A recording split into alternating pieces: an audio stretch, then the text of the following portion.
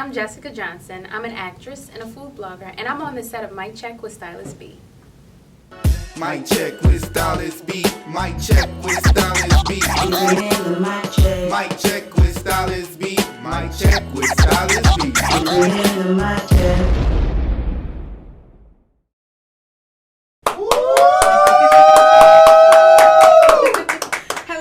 Hello, and welcome back to the set of Mic Check with me, the one and only Stylist B, where we're continuing to bring you the latest and greatest. And so I have with me today a very beautiful, talented actress, writer, food blogger, and of course, foodie. Listen, you cannot let her pick the items off the menu. You're going to be in the gym all summer long. Give it up for Miss Jessica Johnson.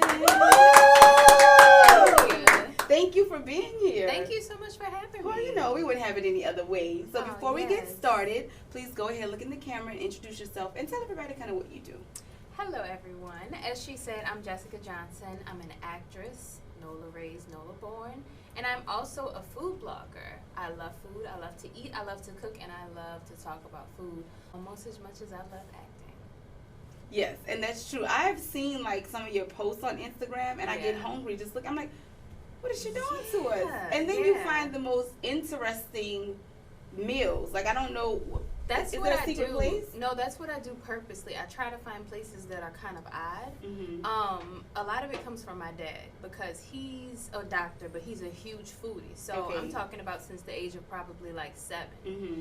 This man was taking me to try German food, sushi, all kind of stuff in New Orleans. So I really want people to kind of venture out and be adventurous and find different places that are kind of off the beaten path that you like, wait, where did you get that from? Where did you find that? So, well, you are definitely successfully doing that. Yeah. Now, I want to start with acting, but I'm definitely segueing back into the food blogging and all the food that looks delicious on your social media.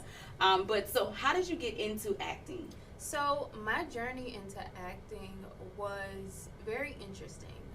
I feel like oftentimes they say there's no right or wrong way to get into it. This is true. And every time I tell people my story, they're like, wait, what? It kind of was an accident, and I had to go through some pretty tough things to realize that that's where I needed to be. So basically what happened was I initially was going to get into television and news production. Okay. I can see that. Yeah, I went to college, I studied, but I wanted to produce, I wanted to write, I wanted to be behind the scenes. Okay. And I remember specifically while I was there, I was interested in film. Okay. And I knew that I wanted to get into film deep down, but I was like, I can't do that. That's not going to, that's not a real job. Right. I let a lot of stuff that unfortunately some of my family told me that I couldn't do, I let it get to me.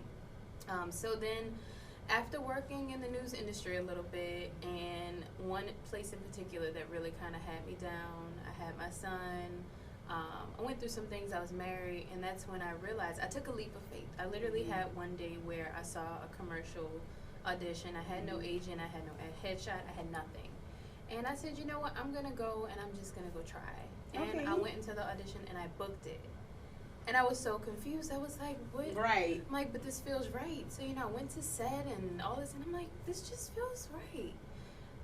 So from that point, basically, I went on to, I got an agent, headshots, got a coach, and just started going through the whole process. And then I started working for Queen Sugar as a stand-in. Okay. And at that point in my career, I had done a few commercials and a few things here and there. And I'd actually booked my first pretty big movie role at that point in Girls Trip. Okay. But I needed a little more. I was like, something just feels off. So I went to Girls Trip and I met a woman now who is my manager. Okay. And she also got me my agent. Okay. Who is now pushing me to so many bigger and better things. So that's kind of my journey. I felt like I was supposed to be there, but I never really, allowed myself to fully just immerse in there. into the industry. Right. I would dabble here and there, maybe take a gig as a production assistant, maybe get a little taste, but I was afraid. So honestly, I just took a leap of faith. And that's all it took. Right. And the thing too is like when it's meant to be, even when we don't have everything in order, like you might be like, oh, I don't have headshots, oh, I don't have this, I don't have a resume, let me not go. But sometimes all you have to do is show up when it's supposed to be for you, right?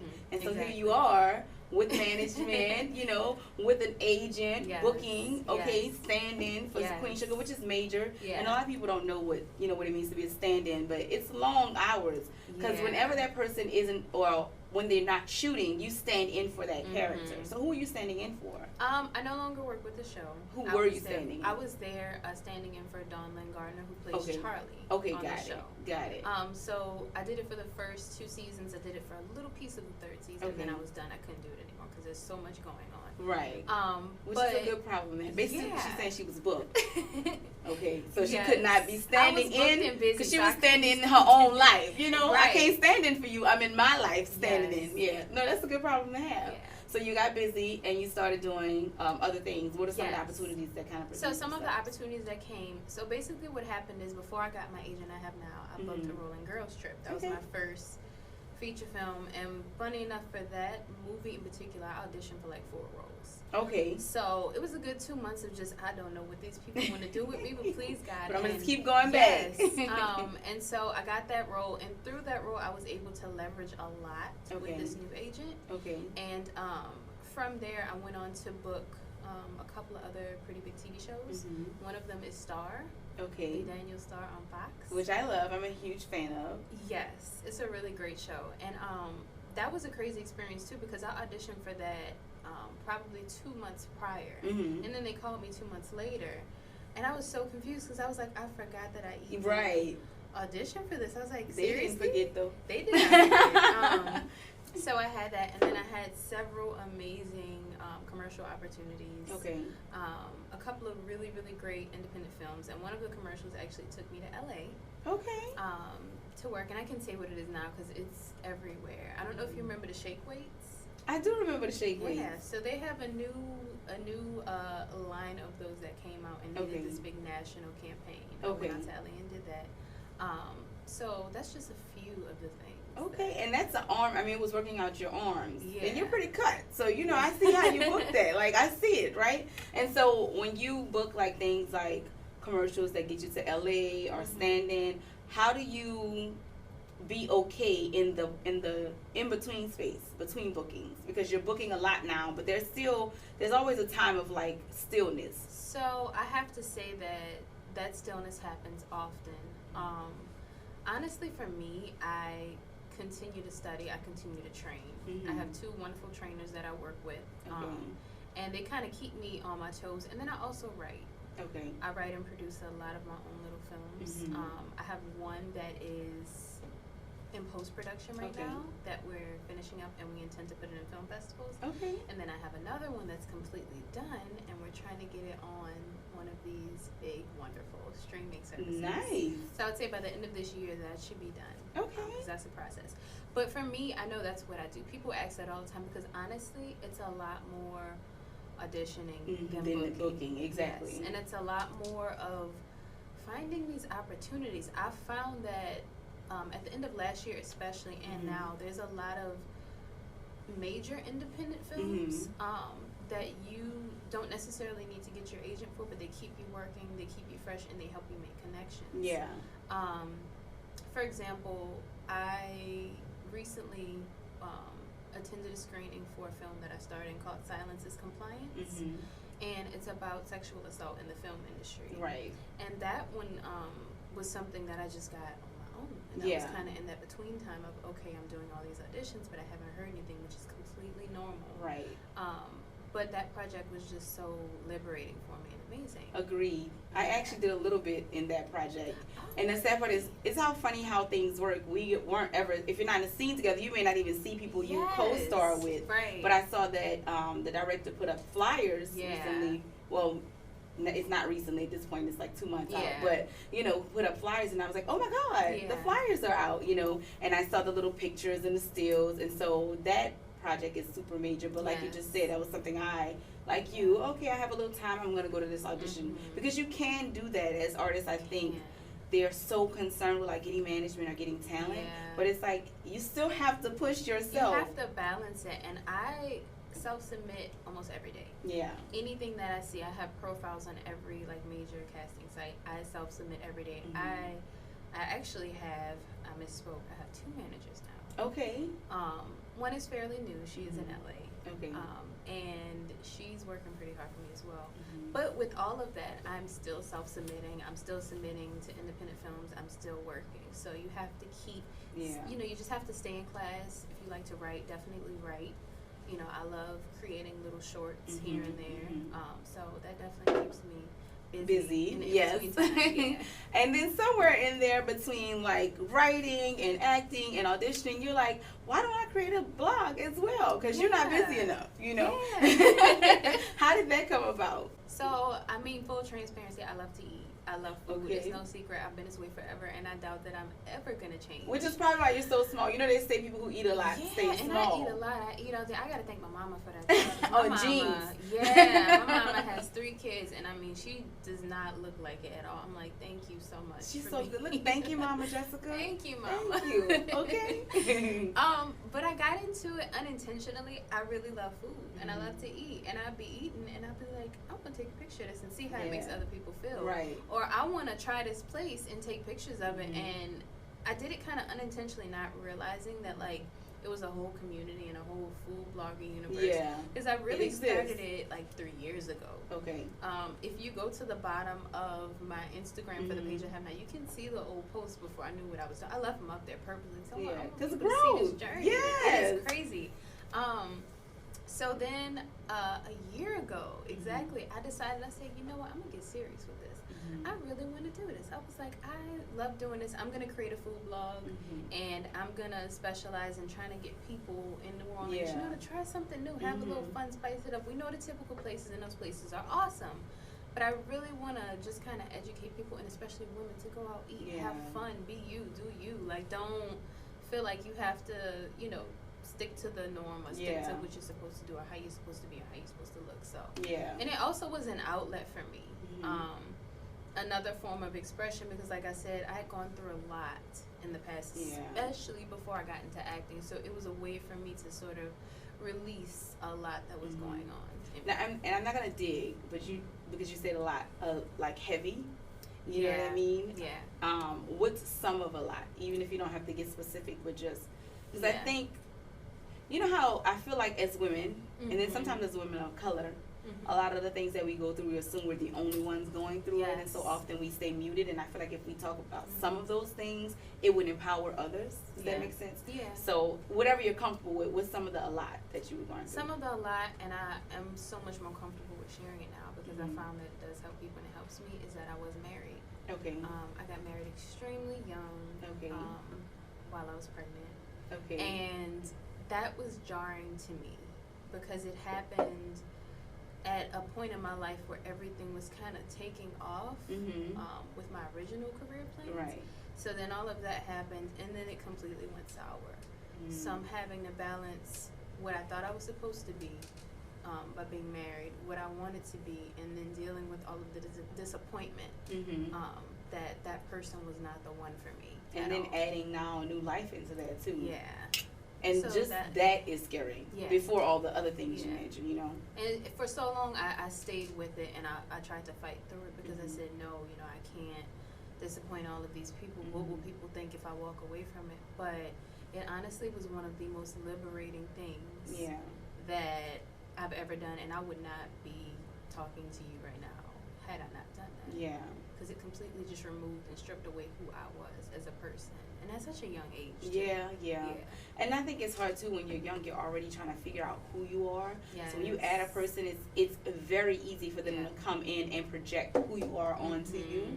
You know. But I commend you for being strong enough to walk away, because sometimes it's not meant to be, and that's okay. You know. And it may not be the life that you thought for yourself, and that's okay. Right. You know, often we're holding on to what we wanted, and there's something so much greater and so much better on the other side of that. So I'm glad that you took the leap of faith, took the step, and I'm sure it has resonated within everything that you're doing right now. You know what I mean? Even finding yourself even more so, because through that, I feel like we really determine who we are when we go through stuff.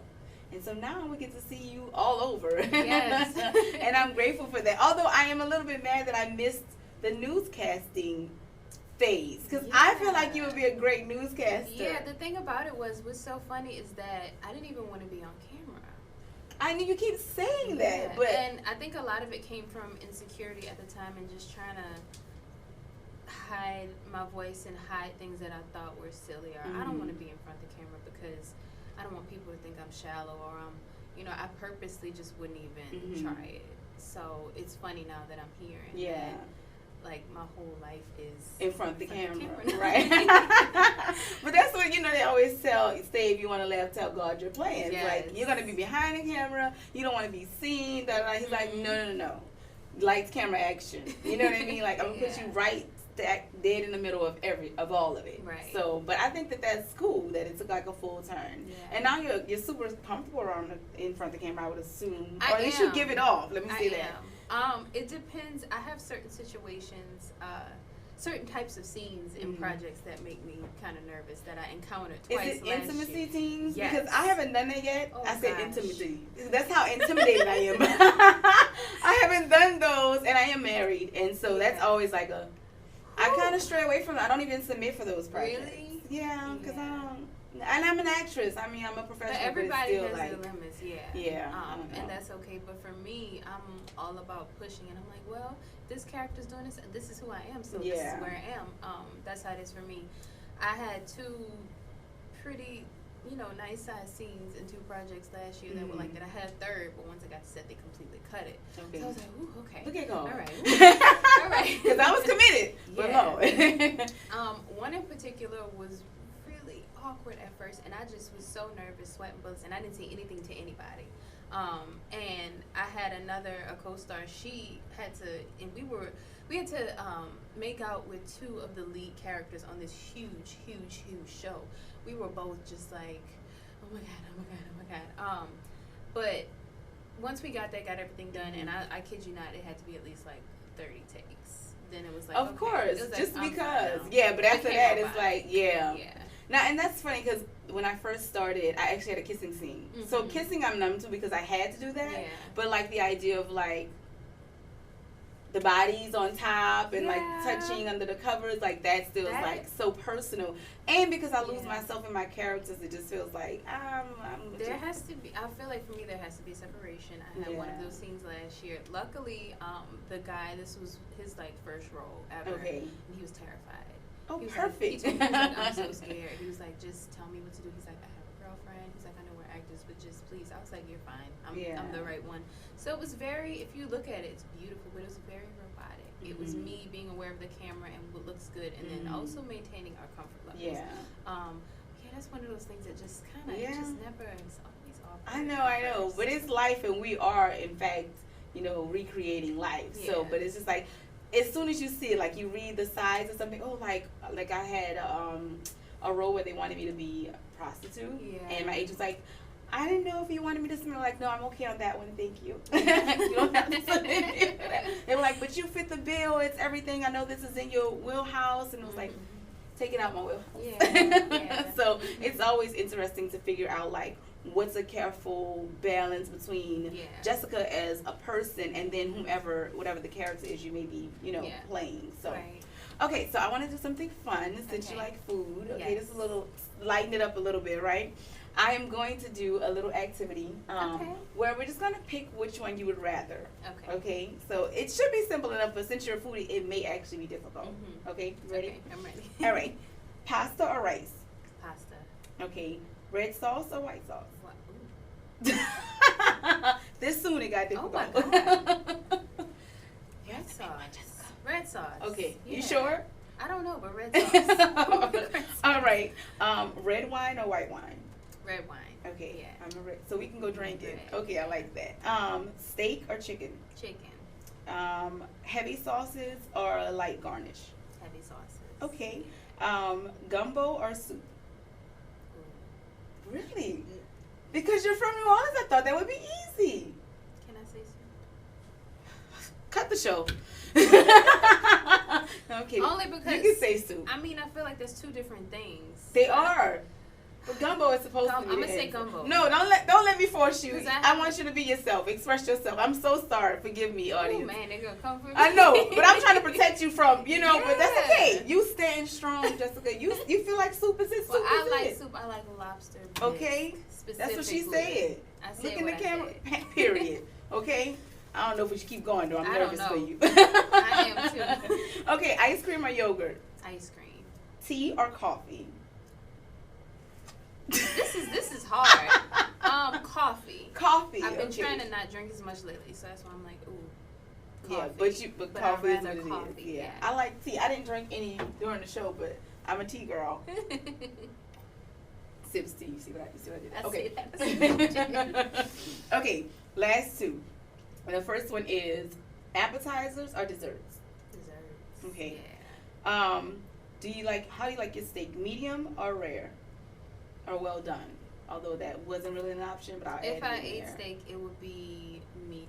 Okay, do you not eat steak or I meat? don't eat really beef or pork. Okay, okay, that's a new understandable. development in my life. But Okay. I just tend not to eat Well, I'm okay with that. I don't eat pork.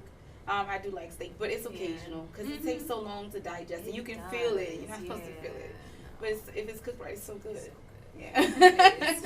Well, see, that's it. Look, that was painless for the most part, you know, and all is forgiven about that soup. Y'all just forget that. Y'all just forget that.